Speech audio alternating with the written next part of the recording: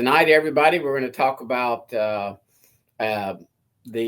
ramifications, the effects of if and when a third temple is built, and even without a temple, what Scripture has to say about if and or when Judah decides to reinstitute sacrifices in this age before Yeshua returns. And I'm emphasizing before Yeshua returns because I don't know your position, Steve, but as far as what happens after Yeshua returns, I don't think we're going to be having any discussions or midrash about it. It's going to be yes, King, yes, sir, and we're going to do. And there might be a lot of Christians in the kingdom that go, but you're the sacrifice, Yeshua. I think they're going to get educated, or the other side is going, you nilly willies, that was allegorical and symbolic. There's not going to be any sacrifices. I don't get into Ezekiel 40-48 future age after the king is on the throne. Heavy debates, but this topic is for this age, and it's still sort of academic right now. But that could change, I believe, in a few months. And possibly this year is really the first year I ever thought things really, really might start getting kicked off. So you're talking in a way of sacrifices, you mean? I'm talking about as far as an altar being erected, a red heifer. I was looking, potentially for a red heifer in 2023, 24. Unless it happens secretly, I don't know of it. So yeah, I don't think that would be something they have to have happen secretly. That would be something they would boast, I would think. I never had a say per se, like, I think it's going to happen now, but I have always had this anticipation of it's got to be coming soon, Now, define soon. Everyone talks about that, I guess for me, I'll have to confess, I am really watching this year. There's, last time we talked, it's like there's so many things pointing to this year in different perspectives. Excuse me. And so I am watching like yourself. And for me, the topic of rebuilding the temple, it's not slowing down. It's not dying down at all. It's like it may pick up speed, you'll see it in the news, and then nothing. But it's always in the background. If you're in Israel, it's always there being discussed. It's always in the background. And it's always been rumored and this, that, and the other.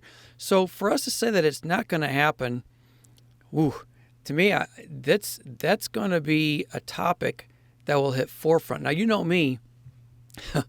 I'm a staunch believer that the Ark of the Covenant will come back out. It's not a matter of if, it's a matter of when. Now, I will also say that it's obviously not needed to get sacrifices started or to rebuild the temple. But I do believe when it comes out, it will supercharge the whole fire of wanting to get these things going again. Yeah, and as far as, timing, I do believe that, Trump was selected as our president. Ultimately, he was Yah's chosen one. It is God that appoints kings and sovereigns. So, that's true. But anytime anybody talks about Trump being the chosen one, I go, yeah, we got to put Obama in the mix and Clinton and Jimmy Carter, and go ahead and throw Hitler and Stalin in the mix as well. But I do believe Trump being the current president, his son-in-law, and the relationship with the Saudi crown prince and the former Abraham Accords. And I was just, I didn't verify it or fact check it, but just reading that some of those that are going to be in his cabinet are coming out strongly saying this land belongs to the Jews. There's really not, where they might even be taking a two-state solution off the table. And I can see Israel, the nation state of Israel, and the religious leaders in Israel being emboldened enough now that Trump is in office, and in light of the shellacking they've just put on the terrorist organizations and everything, being emboldened enough, and now is the time. And I don't think it's coincidence that it's been about 2 days since Yeshua ascended and returned to his place, that all of this is converging and aligning. And so that's why I believe it's a topic that's not really academic anymore, because we could see it happening, if not this year, within the next 2-ish, 3-ish, 4-ish years, I believe probably by the time Trump leaves office, I believe that there will be a tabernacle, there will be sacrifices. But again, that's just a belief. That is not thus saith the Lord or anything. I haven't had a vision or a prophecy. Right. I'm with you. No, I. It's hard not to have that mentality because of all we've been seeing, coming to be. And I don't know if you've noticed in the news. I just saw. I think it was late last night or something, or it was today even. I can't remember now. But that Israel is now really storming the West Bank, which shouldn't be called the West Bank because it's east of Jerusalem. It's part of Jerusalem, but that's a different story. But no, I've seen where they are really ramping up, trying to, do something in the West Bank area, and for me, that is huge news because with where I'm at regarding the Ark of the Covenant and being that it's in the Qumran area, that's something they're going to want to control. They're going to want to control most of that whole area. So whenever it does come out, they've got the rightful claim to it. So what we're seeing is it's all ramping up. Now, everything's ramping up, and it has been for how many years? So what's that mean? But when I look at Scripture, we were discussing Isaiah 66 before, and we wanted to go into that today, I know. Isaiah 66, for me, it takes us from the beginning to the end of everything. And it discusses them wanting to have the not tabernacle, but the actual temple. And for me, that starts, like I said earlier, it starts with the Ark of the Covenant coming out.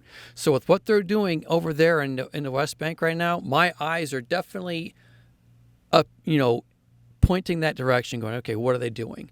Because now it can take months, it may take weeks, I don't know. But it's all leading up to something with the Ark of the Covenant, in my opinion.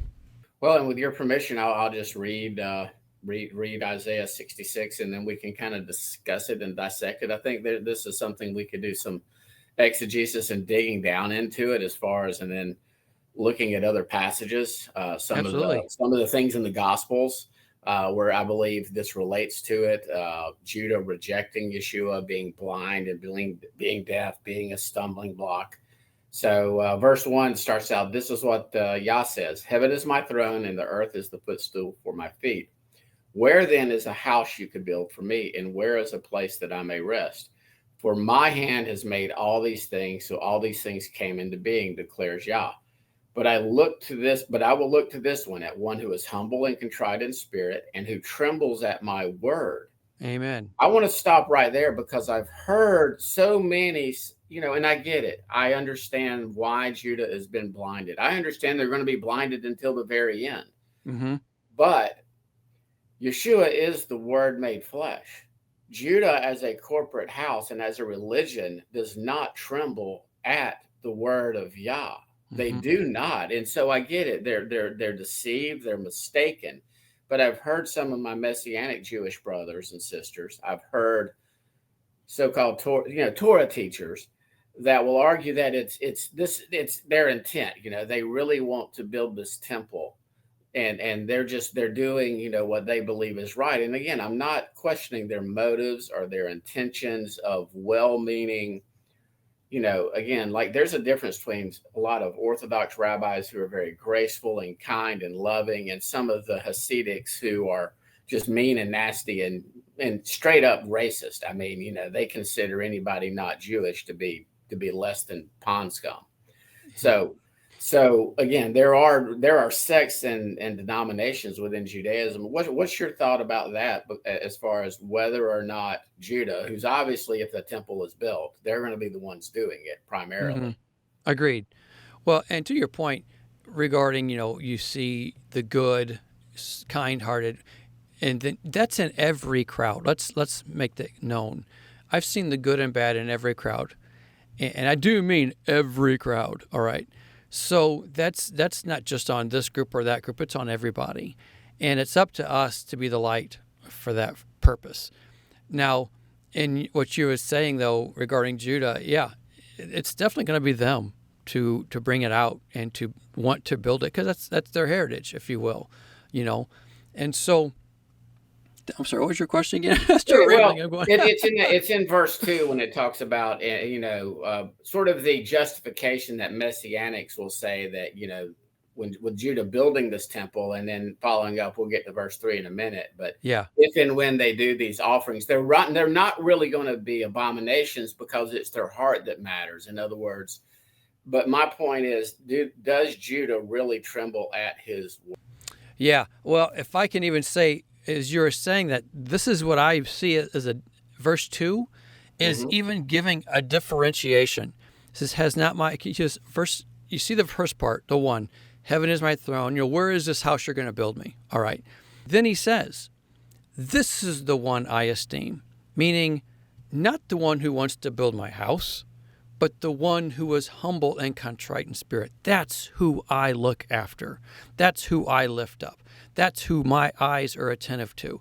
And so right there, he's showing a distinction between two different people.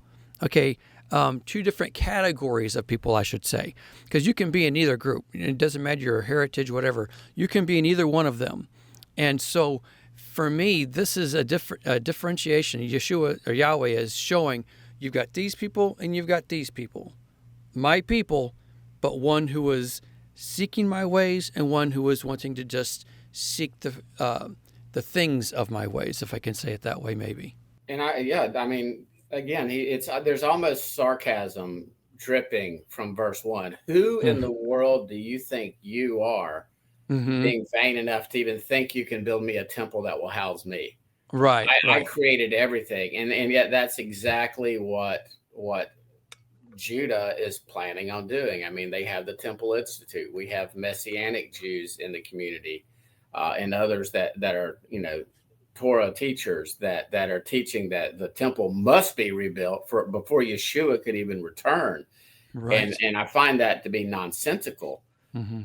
But we'll get into, okay, so this is verse 3, and this is the one that, my co-host, Dr. Doug Hamp, who is a Hebrew scholar, and he's, he leads a Messianic Jewish congregation, and he is of the opinion that he's not a dispensationalist anymore, but he still has that understanding, as most do within Messianic Judaism, or even a lot that do that have come into this understanding that the temple must be rebuilt, the sacrifices will be acceptable, and the abomination of desolation is only when a future Antichrist comes in and puts an end to the sacrifices. And in the thumbnail, I put up the little picture of Antiochus Epiphanes, slaughtering the pig. And so that's what everybody's looking for. In other words, they're looking for a future, I'm going to air quote, Antichrist, who will come in, stop these sacrifices of Judah, and then he will sit, in the holy place, the holy topos,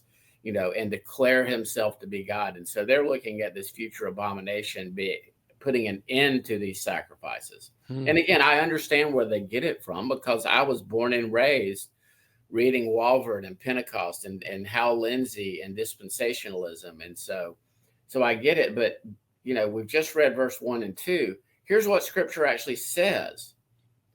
But the one who slaughters an ox is like one who kills a person. The one who sacrifices a lamb is like one who breaks a dog's neck.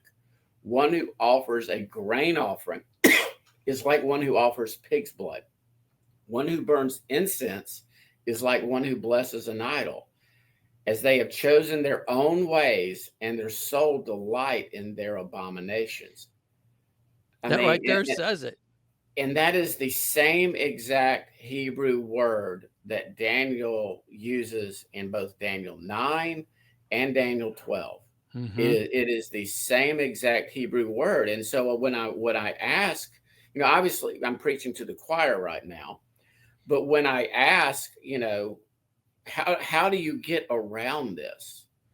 How are you turning a future temple and future offerings and sacrifices into being holy and acceptable in light of Isaiah 66? Because if they are in this understanding, Steve, and they do understand now that swine are abominations, later on down the road, in this chapter, we see Yeshua returning and not being too pleased with people eating mice and swine. I mean, yes. And so they see that, but they it's like It's like they refuse to see this. And maybe it's because, again, I think a lot of it has to do with the educational background, what you've been taught, along the way, or maybe even who your current teachers are. And again, I love Jewish people. I think Christianity has been a horrible witness in making Judah, the natural branches, jealous. I don't blame Jews for rejecting the Roman Jesus. Amen. But it still doesn't mean that we should support what his word calls abominations. Agreed. Yeah. So any additional thoughts or? Everything you said there, I'm in 100% agreement. It's like the whole sacrificial system in itself is the abomination. And it shows it. And I have been pondering different thoughts, and we've discussed it a couple of times here and there, what makes their sacrifices an abomination. Obviously, you can go, well, it's not going to be the priesthood that's selected by Yeshua. Okay, I agree. Very possible that could be the reason. Right now, what I am leaning towards just as much, if not even more so, it's going to be the altar upon which they sacrifice these animals. Because I went back and did some research. It was back in 2018 when the Temple Institute was all excited. They made this big to-do about how they now have made an altar that will go for and be placed in the new temple when it's made. It's already built. And it's when I looked at it, I forget, I think it was a Jerusalem Post who posted it in 18. And it was around, I'm going to say 5.5 foot tall and a good 8x8, okay? And then it had the ramp and stuff.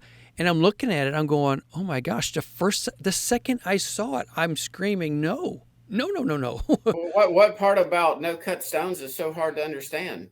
That's my point. It was a perfectly cut, made, all this, looked beautiful.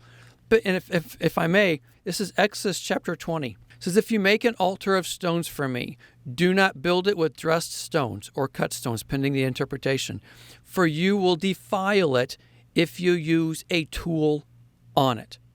Okay, so if you defile the altar, guess what? Every single sacrifice being done on that altar will be defiled.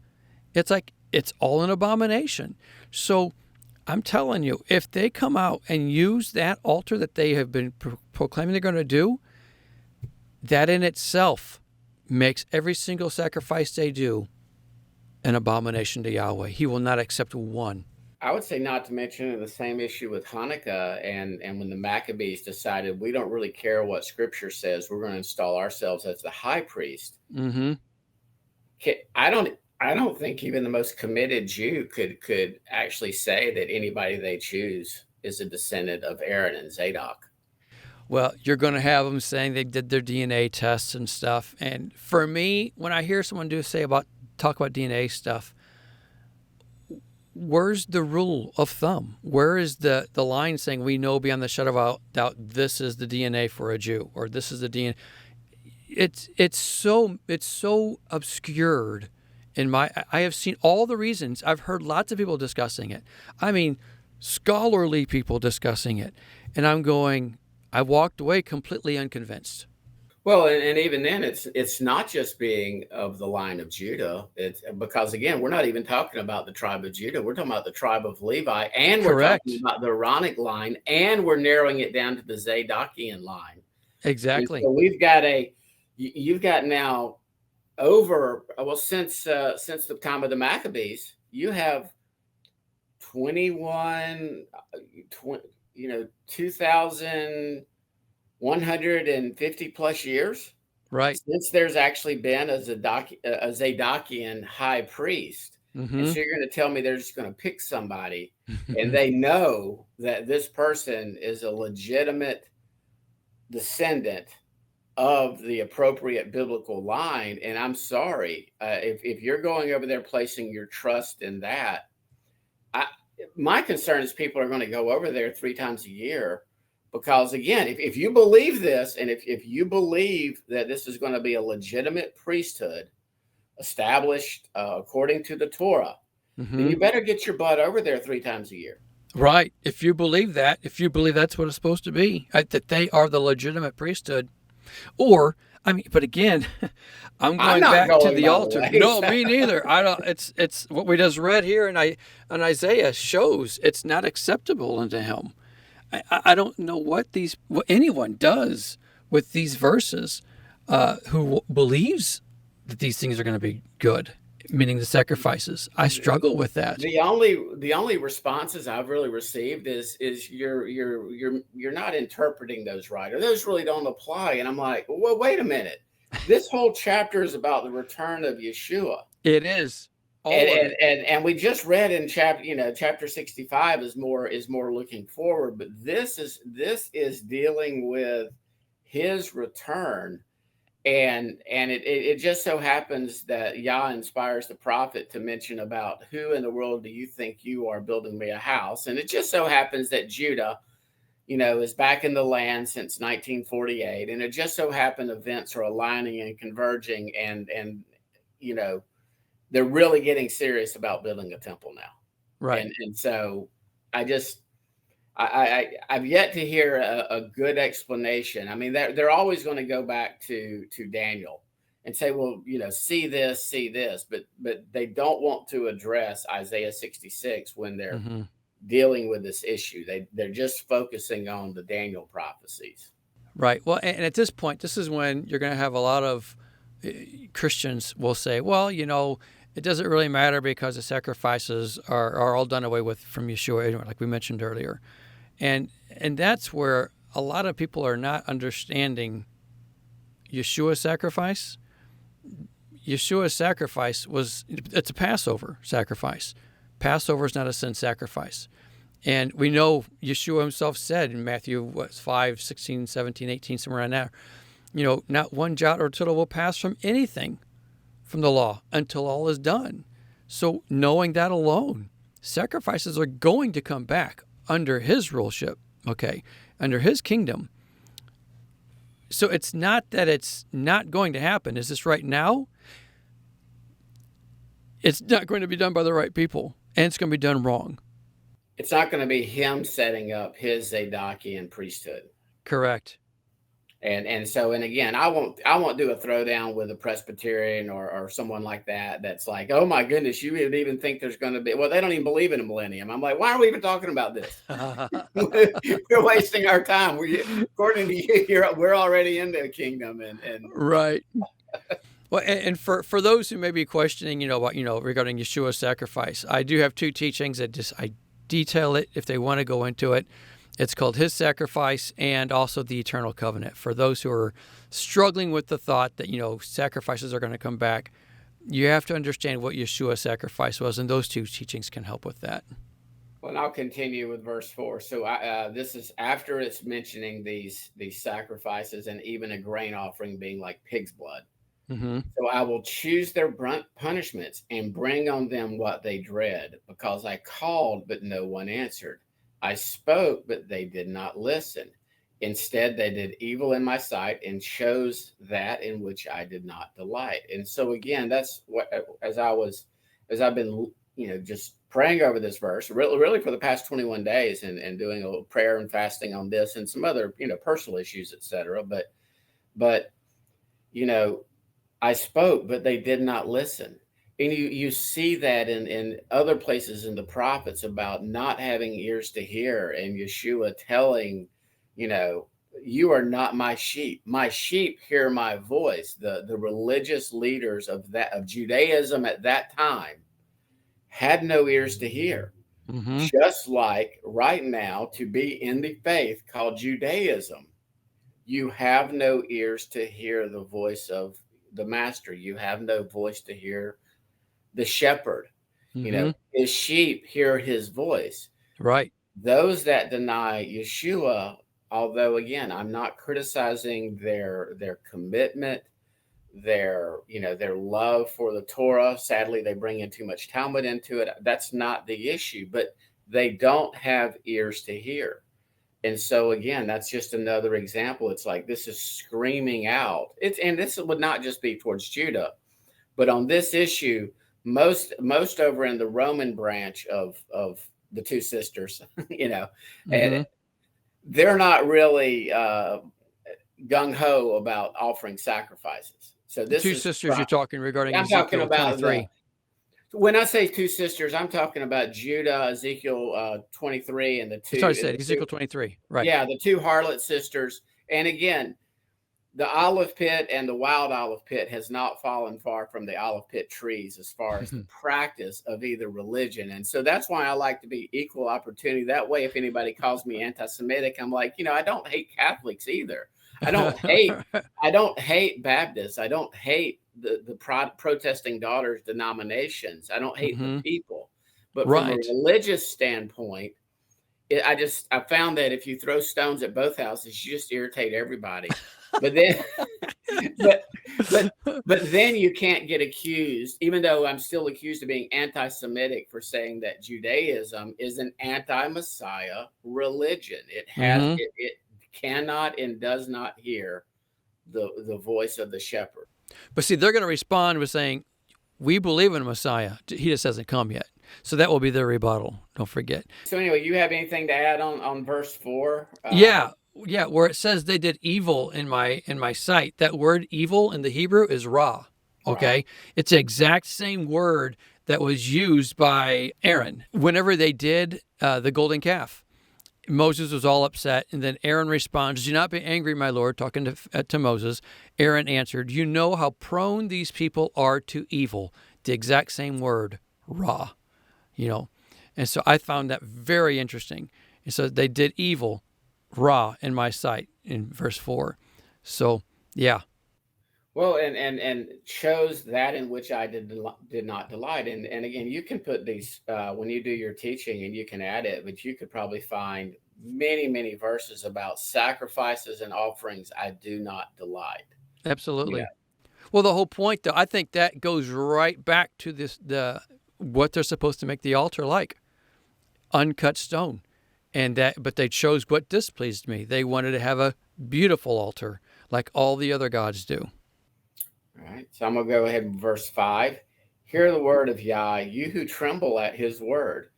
Your brothers who hate you, who exclude you on account of my name, have said, let Yah be glorified, so that we may see your joy. But they will be put to shame. Hit pause.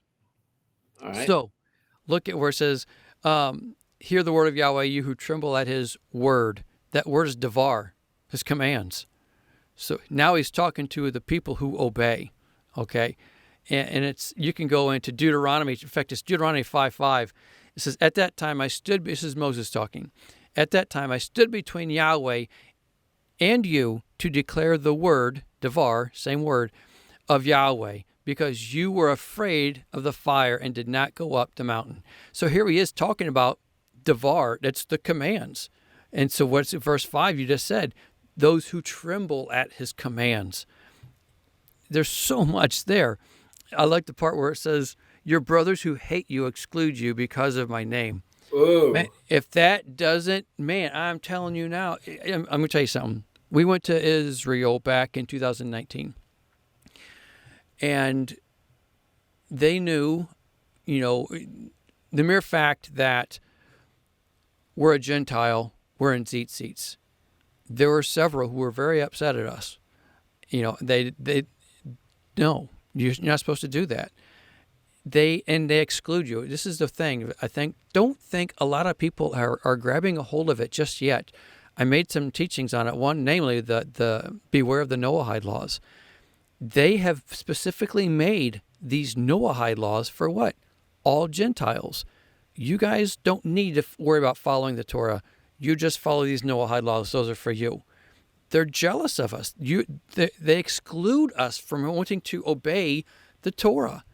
They don't want us to have anything to do with it. I'll share a personal experience too. I sat down on the plane and I actually prayed, because there were tons of Orthodox, and because I was headed over for Sukkot, as were they, and I prayed that I prayed for a divine appointment with a Jewish person that spoke English, and there was a young man up from South America attending the biggest yeshiva, Hasidic yeshiva up in New Jersey somewhere, and so we started talking.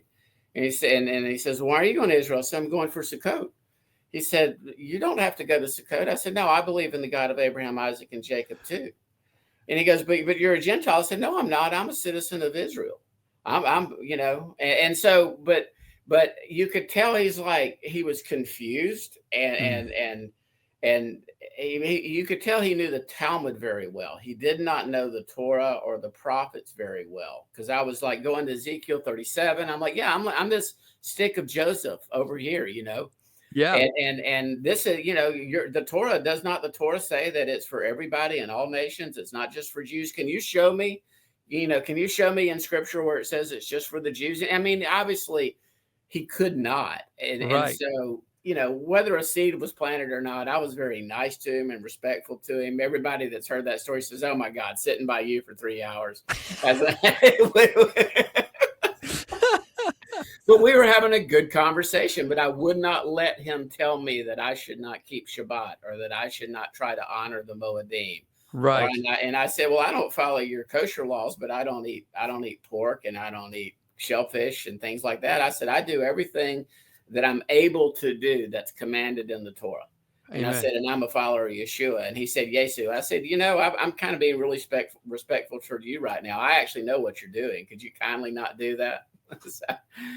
So he tried to get in his subtle digs, but that there are other passages and where it talks about how Judah is excluding its brother, and they still do that. There's that anytime theology is based on DNA, it's pure Ra, it's pure evil. It's never what Yah intended, never what he intended for his people and his covenant people. Right. So, well, and if I don't have the verse in front of me, but it's Yeshua when it's the Pharisees, I'm pretty sure, and they said, Abraham was our father. And then Yeshua says, if Abraham was your father, you would do what Abraham did. So the point being is, though, they were from the lineage, but he's showing forth the element of, dude, it's not just your lineage, it's all about how you walk in his ways. And that's what I don't think they're missing it completely today, just like they were back then. They thought as long as they've got the lineage DNA, they're good. And in the eyes of Yahweh, it's all about the walk, following the God of Abraham, Isaac, and Jacob, as you mentioned earlier. Well, and in this day and age, if I just paraphrase Yeshua to where I'm paraphrasing it, I would be labeled an anti-Semite. Oh, tell me. I'm going to tell you right now, that is coming.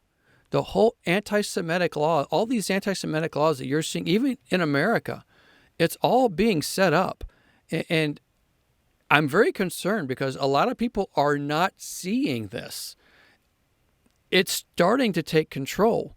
And there will be a time when something happens, an event happens here or whatever, and the switch is flipped. And it just goes south real quick because, like you just said, we will be considered anti-Semitic. The mere fact of us wanting to follow Torah will be anti-Semitic. Why? Because in their eyes, we're mocking them. And that's us making fun. That's degrading them. That's their law, not ours. That's what it's going to be. And in fact, listen to what I have here. I got a verse that goes right with what we're talking about right now, because it's in Revelation. It talks about the enemy pursues those who do what?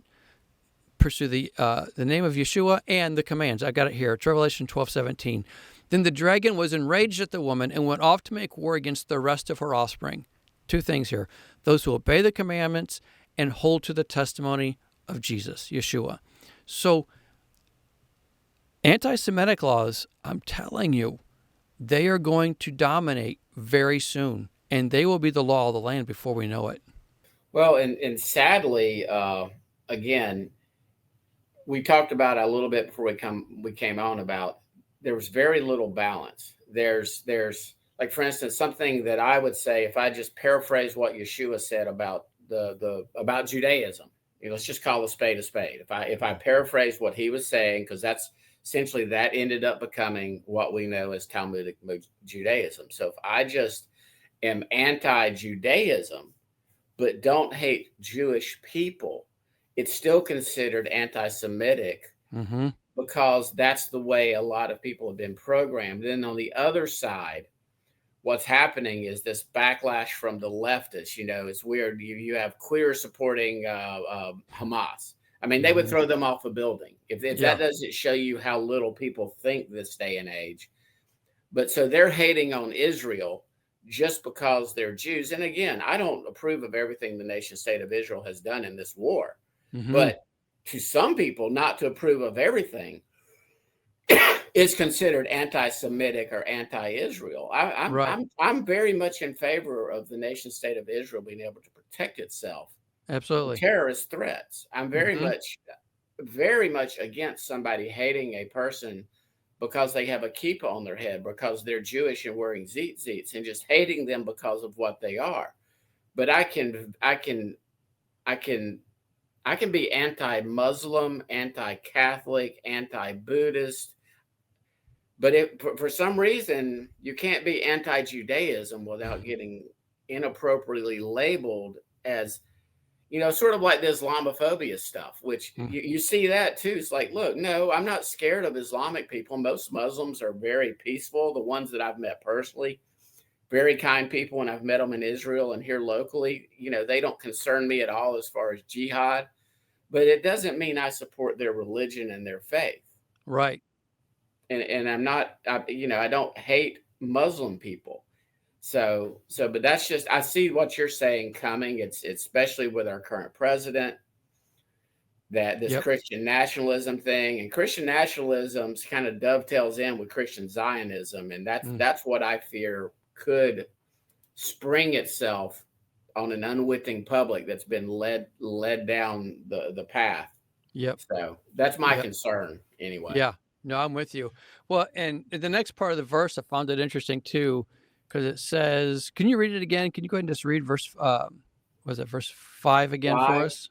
Hear Yeah. the word of Yahweh, you who tremble at his word. Your brothers who hate you, who exclude you on account of my name, have said, let Yahweh be glorified so that we may see your joy, but they will be put to shame. So here's the thing. All this while they're displaying their hate, they're saying, let Yahweh be glorified. So there's to me, that is huge. It shows what will be taking place in Israel by way of sacrifices, by way of their giving praise to God. In fact, if I may even add this, and it's not in my notes, but we hear lots of talk regarding when they say peace and safety, sudden destruction comes upon them. And everyone's talking about it's a peace treaty, it's this and the other. Allow me to present something slightly different. Not saying it's right, but what if the peace and safety is going to be being declared when they start their sacrifices? When they can do that, they're going to say, okay, it's all good now. We're now going to be walking in what? The Torah, where blessings will flow. So peace and safety because we're walking. I can see that.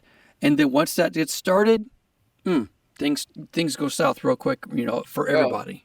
And with the backing of a very pro-Israel president like Trump and the administration he's bringing in, I mean, again, it's that's why I believe this one reason that he was selected by Yah. I mean, again, I believe presidents are selected, not elected anyway, but the head puppets just think they're in control. Yah lets them do their little games and their little machinations. I mean, it's like, everybody, the kind of in the Hebrew roots camp that go, well, it was the Rothschilds and the evil Jewish bankers that did all this. I'm like, guys, you guys give Satan and his minions way too much credit. Right. Who do you think ultimately allowed you to return to the land in unbelief so that Zechariah 12 can be fulfilled? Right.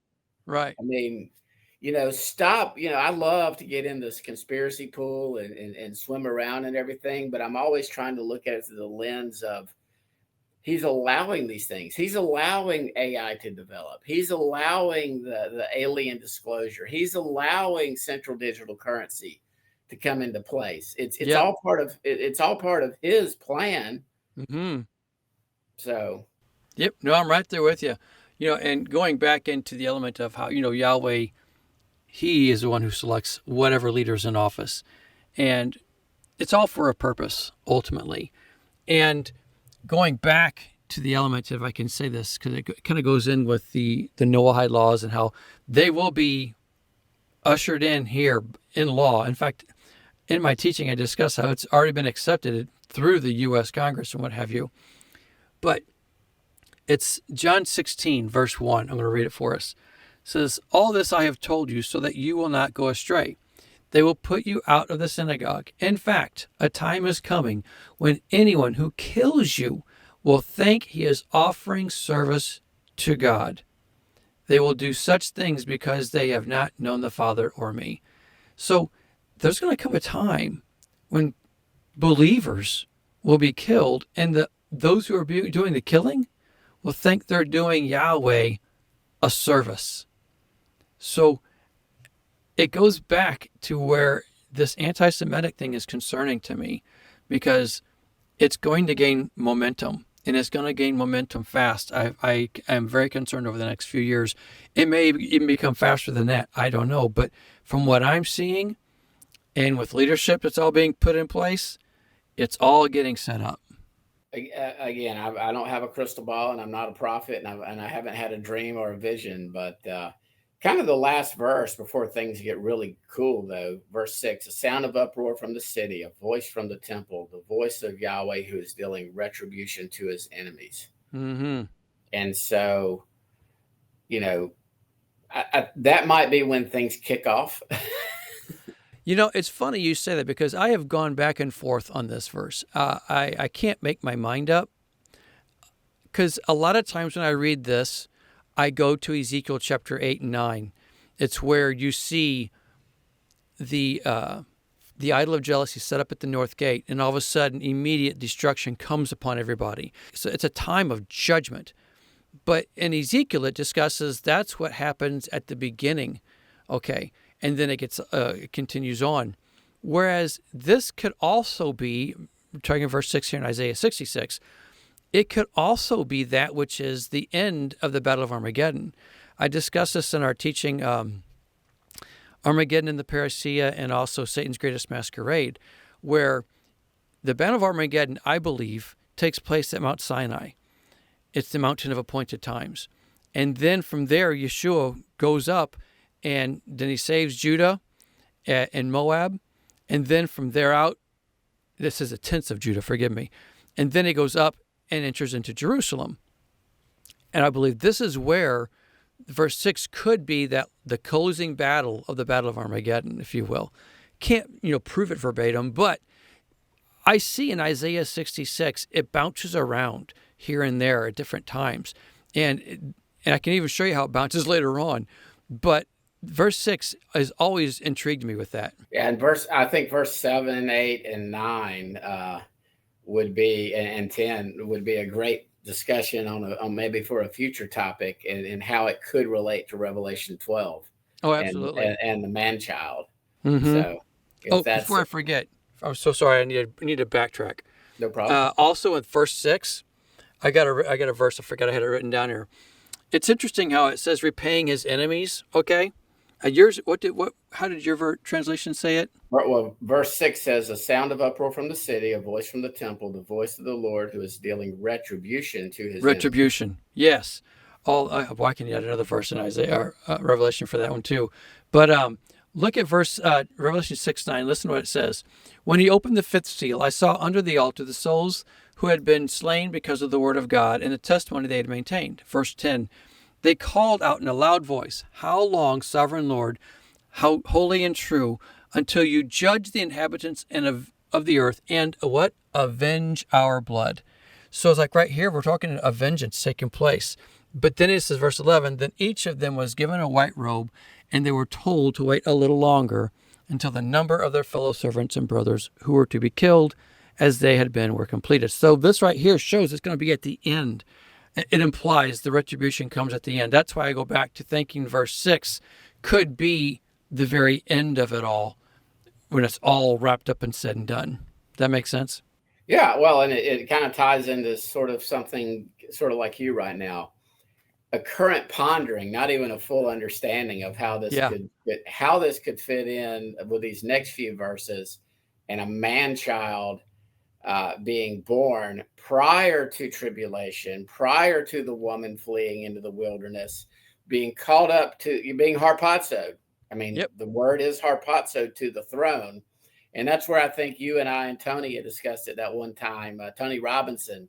Oh yeah, And, yeah, I think about the only thing we might have differed on was y'all thought that you would receive you thought that the man child would go ahead and be glorified, as a first fruits harvest. And I'm not against that. I yep. believe they could be harpazoed like Paul was and sent back down, Mm-hmm, mm-hmm. on a mission to lead the people, to lead the woman for those next 42 months through this Yeah, time period. So, gotcha. Yep, yep. but that would be a different topic. But any other? I mean, again, it's hard for me, other than the Daniel passages that I grew up reading about and looking for a future peace treaty, and looking for, this peace treaty would allow the Jews to rebuild their temple, to start up their sacrifices, and then whoever this person is that makes this covenant would step in and Mm-hmm. break it 3.5 years later. So Right, right. Well, again, my view. I'm thoroughly convinced in my heart right now that everything is cut short, to less than a year, 6 months to a year.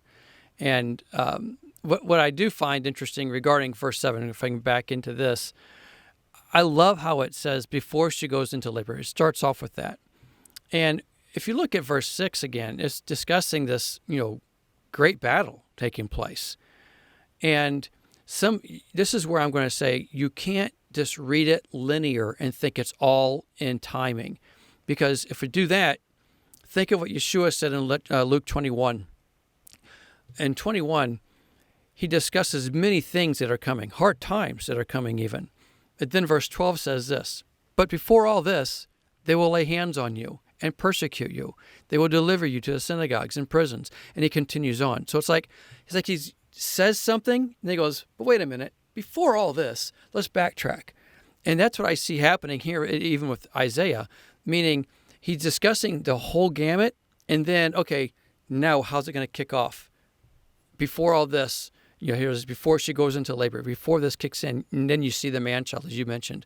So there's so much that can be discussed in Revelation with Isaiah, but I definitely see that. Yeah, I put up this. Don't y'all? Something major has to happen for the Muslims to permit the tabernacle temple and the sacrifices to resume. Something that puts fear into them to be willing to permit it. I would say some of that may have already happened with sort of Hezbollah and Hamas being pretty much devastated right now. But yes, there are a lot of people right now that believe, America and Israel may get into a war with Iran, and and that winning of that war could lead to this. So again, not saying that will happen. Right. No, I'm with you. Can you put that back up? Just I want to see the. Let me find it again. So in other words, something would have to happen to the Muslim nations, the Islamic countries, for Israel to feel like the political situation, the military situation. Well, this is my view. This is Scott in Texas. Scott, my current thought is that they aren't going to permit it. In fact, I believe this is why we see Jerusalem being surrounded. The second that Ark of the Covenant comes out, whether they take it immediately or they just have it and then they're getting things ready. But the second that Ark of the Covenant and the tabernacle, it's buried with it, is even taken, on that mount, Temple Mount, that is when we see Jerusalem being surrounded. So to me, they don't permit it. It's the very reason why Jerusalem gets surrounded. So hopefully that makes sense. Yeah, so essentially, from our prior discussions, you believe that when they do it, it's not like they sought permission and received it. It's when this happens, the Muslim countries are probably going to start, getting their swords ready for war immediately. That's why Yeshua says, hey, if you're for your house, don't go back down. If you're out in the field, don't go back to the house. It's coming. Well, and again, if some of the technology and the missile and the supersonic missiles that Iran supposedly has, I mean, I think it takes like 6 minutes and 66 seconds for their missile to get. We had a guy on last week, Abraham, who has looked into that, and he kind of has a similar understanding as Michael Rood and others about the prophecy in Zechariah about the scroll being a missile coming from the land of Shinar. And so, and again, I don't think that's crazy. Oh, no, me neither. I perfectly in agreement with that. I can see that easily. Yep. My co-host on Prophecy Roundtable, who differs with us vehemently on this issue, has posited this question, which I'm going to punt to you, Steve. Okay. Oh, Joel. Hey. Yeah. I got his email. Anyway. I'll get back with you, brother. Go ahead. What's the question? So, will the Judean priest offering the upcoming offerings be Tahor? Will the offerings be Tahor? Will the two witnesses be Tahor? Will the 144,000 be Tahor? If so, what will make them Tahor? So, okay, first let's get a proper definition so everyone understands what Tahor is. What's your definition of Tahor? I don't know. Joel decided to throw in some Hebrewish on us. So, well, then let's let him give us his definition of it, because I don't want to answer something that would be wrong, just something to a different understanding. Yeah, here we go. Ritually pure, not physically clean, able to bring an offering and participate in the processes. Well, none of that will happen until Yeshua comes. As far as the priesthood on earth, the temple on earth, none of that will happen until Yeshua comes and cleans house, and that'll be on the battle right at the time of the Battle of Armageddon. So, I mean, Isaiah 66 is making it clear, as far as these things are not acceptable to him. They're an abomination to him. So I can't see any other view on any of that. Yeah, and again, that's where my current understanding right now is anything Judah establishes is not going to be righteous. It's not going to be holy. It's not going to be acceptable to Yah. I believe it's going to be like spitting in Yeshua's eye. Well, think of it this way. I forgot what teaching I discussed this in, but Yeshua, I did reference to the verse earlier. He goes, you say Abraham is our father. Then he says, if Abraham was your father, you'd do what Abraham did. Right after that, Yeshua responded with, Satan is your father. Whoa. I mean, whoa. Talk about anti-Semitic. And here's Yeshua as a Jew. Okay. And so, but that right there is huge when he said that. So what was Yeshua? And these are the people who were over the temple, over the synagogue. If Satan is their father, what does that make that the synagogue of? Satan. Yeah. Okay. And so for us to think that all is good now, that the synagogue of Satan hasn't changed when they're doing the exact same thing. Okay. They're following traditions of men. All these things that they did in the first century, we're seeing it today. Anyone who claims to name a Yeshua, they're persecuted, just like in the first century. It's all the exacts. Everything is duplicating all. It's Ecclesiastes. There's nothing new under the sun. Tyrell's a buddy of mine. He's in my discipleship group. We've been together about 2 years. Islamic eschatology teachers, their Mahdi, the 12th Imam, brings out the ark. Do you expect that to be the case? I don't really have an opinion on that. I know Steve's the ark man. He believes Judah's bringing it out, right? Yeah, I do. Yeah, and I think that will be all the more of a reason why Islam will be upset, because what's going to happen is you're discussing, as I said, the West Bank, okay, which is where Qumran is at. It's in that disputed territory. So whenever Israel brings it out of the West Bank, which is, they're going to say their territory, this is going to be all the more that enrages them, because they're going to say the Jews stole it from them. Their imam's supposed to be doing this, and now they're doing it. It all conglomerates into a massive firestorm that there is why Jerusalem gets surrounded.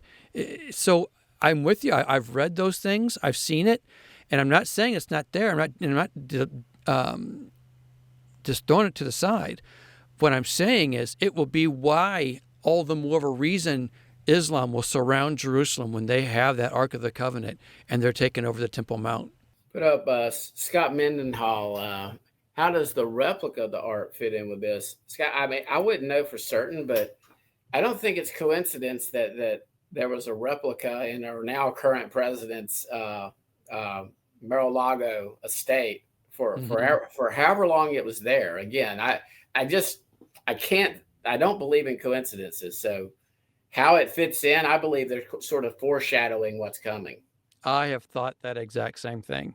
I believe it's now we're going under what would you consider conspiracy on this element, of Yeah, course. Okay, but little it's almost like speculation. speculation. It's almost like they're saying the ark will come out when he's president again, type thing. Who knows? I definitely see that as possible. Now, is that what was being said? What they're trying to make the point they're trying to say? I don't know. But personally, I've had lots of people, question me regarding the model that they've brought out. How does it play a role? I definitely don't think it's going to be used as the ark, but maybe it's just to reignite people thinking about it. I don't know. So that's really, I have more questions on that just as much as anybody else. Again, my heart on this is not to beat up on Judah, not to beat up on Roman Catholics or the Christian church, but I do believe everything we're seeing, and this is just an example of how I believe religion and spiritual adultery, mystery Babylon. I believe that this is an example, will be almost the epitome of an example of mystery Babylon, using this ark almost like a golden calf, as you referred to earlier, and time. I believe time is getting short to come out of her. When it comes to mystery Babylon, and currently I do believe it's Jerusalem, you have the Vatican, Islam, and Judaism, the three world monotheistic religions, all who have a stake in Jerusalem. And it's if that's not the mother of harlots, I don't know what is. Well, I can see what you're saying. I think what happens is it becomes, I think currently. Yeah, it becomes. Yes. Yeah. I think right now, when I look at Babylon, I consider it America/United Nations. And then it's taken out of the way, and then everything is moved to Jerusalem. And that is when it is completely ruled as a UN in Jerusalem. That's what the Antichrist is going to rule from. That again, where else would he want to take his seat and rule? If he's going to be a false anti-Messiah, he's going to want to rule from Jerusalem, to where it all started. I mean, all nations in the end gather against Jerusalem for a reason. Right. So, I mean, something's going on there. So, but I agree with you that right now, currently, certainly Jerusalem is not the economic power that's described in Revelation 17 and 18. Right. But I do believe, like you said, it is going to become the center of the entire world as these events unfold. So, well, and if you even look at it in chapter 18, I think it is, of Revelation, where, it's the beast that the woman is riding on is who destroys the woman. Thus, the woman is, if you will, that's America, and then the beast itself takes over as the world dominates. And so that, yeah, it's all there. Well, do you have anything else to add before we cut it off? Or do we have any other questions or anything like that? I did. I was looking. I didn't really see much as far as questions go. Let's see. Here's one. Is the ark here a different one than the one in the Tanakh? Then God's temple in heaven was open, and the ark of his covenant was seen within his temple, Revelation 11:19. I'll let you take that one. Yeah, the Ark of the Covenant that's on earth right now is actually a copy of what's in heaven. And that's discussed in Hebrews. I think it's in chapter 8.